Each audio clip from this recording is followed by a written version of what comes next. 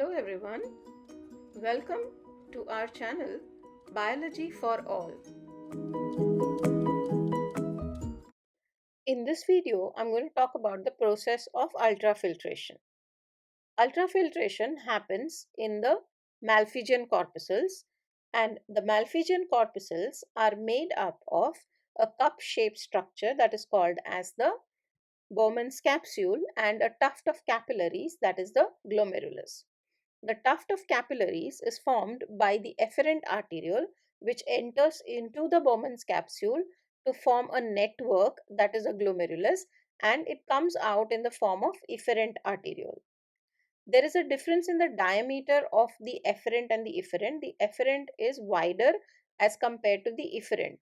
Due to this, the liquid part of the blood is forced into the cavity of the Bowman's capsule.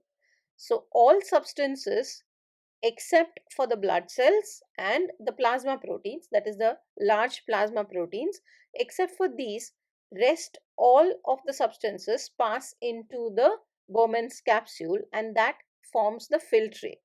So this process is called ultrafiltration. The filtrate that is formed here is called as the nephric filtrate. It's also called as the glomerular filtrate or even as the ultrafiltrate.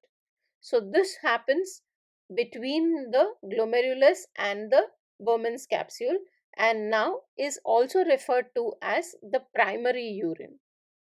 So this primary urine contains urea, uric acid, creatinine, which are the metabolic wastes that are formed. Apart from that, it also contains nutrients like amino acids, glucose, and some salts like sodium and potassium.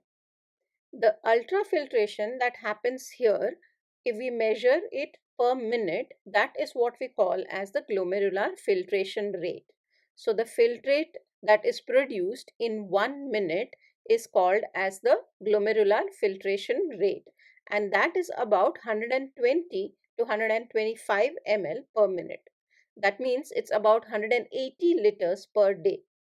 But we excrete only 1 to 1.5 liters per day as urine. So the maximum amount is reabsorbed in the body.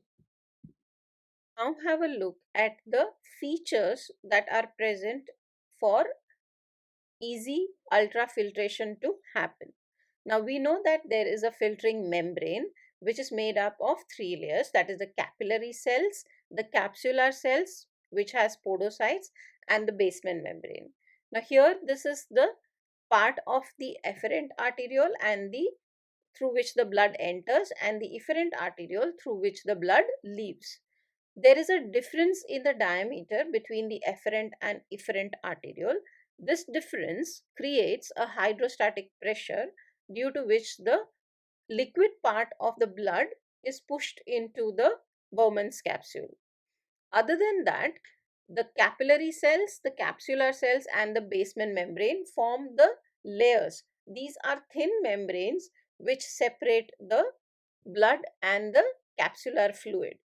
The capillaries also have small holes or pores which enable easy movement of substances.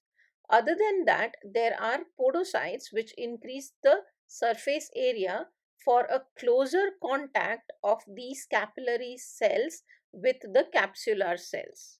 So these are the main features of the Malpighian corpuscle, that includes the glomerulus and the Bowman's capsule, to enable them to perform the process or function of ultrafiltration.